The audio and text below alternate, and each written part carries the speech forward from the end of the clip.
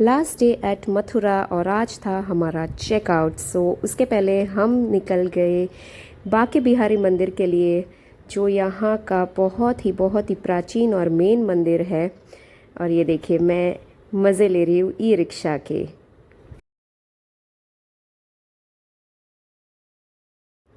ये है पुराना बाके बिहारी मंदिर और नए वाले में मेरा कुछ भी शूटिंग नहीं हुआ क्योंकि वहाँ पे बहुत ही ज़्यादा भीड़ थी। उसके बाद हम निकल गए इस्कॉन मंदिर वृंदावन के लिए, और ये यहाँ की बलराम कृष्ण की बहुत ही सुंदर मूर्ति है। और ये देखिए, नटखट कन्हैया कितना प्यारा लग रहा है ना। इस्कॉन से निकल के हमने वहाँ की रेस्टोरेंट जो है गोविंदास नाम की, वहाँ पे लंच किया। और हम सब ने मोस्टली आज साउथ इंडियन ही खाया है क्योंकि बहुत दिन से उसकी क्रेविंग हो रही थी।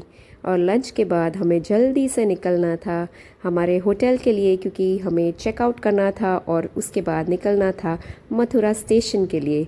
देखिए किस तरह से थके हुए आ रहे हैं क्योंकि बहुत सारा पैकिंग बाकी है, बहुत सारा लगेज था हमारे पास।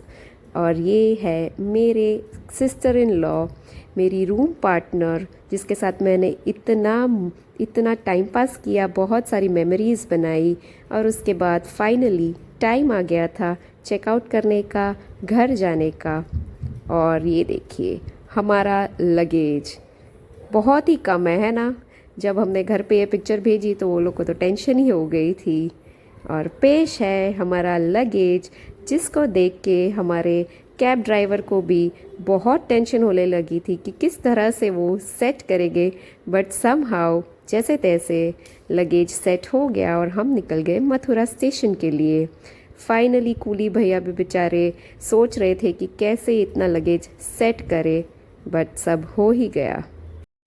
ये लोग को एक बड़ा बड़ा ही सैल्यूट है कि इतना सारा हैवी बैग्स, इतना सारा लगेज जैसे स्लोप पे चढ़ाना, उसको उतारना, ट्रेन में रखना, इसके लिए बहुत मेहनत लगती है।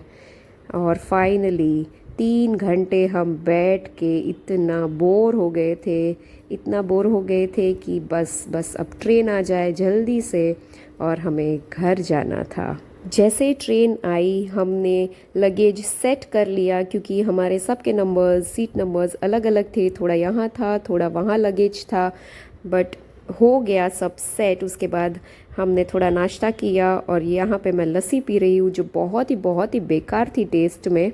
डिनर करने के बाद हम सब सो गए थे। ये है सुबह के 4 बजे का नज़ारा। इतनी ठंड थी ट्रेन में, शायद वो लोग टेम्परेचर मेंटेन ही नहीं करते ऐसा लग रहा था। और हम सब लगेज इकट्ठा करके डोर के पास रख रहे थे क्योंकि स्टेशन पे सिर्फ 2 मिनट ही ट्रेन रुकती है। बट हमने मैनेज किया लेडीज़ पार, और फिर हम स्टेशन आ गए एंड बस अब घर जाने की जल्दी थी।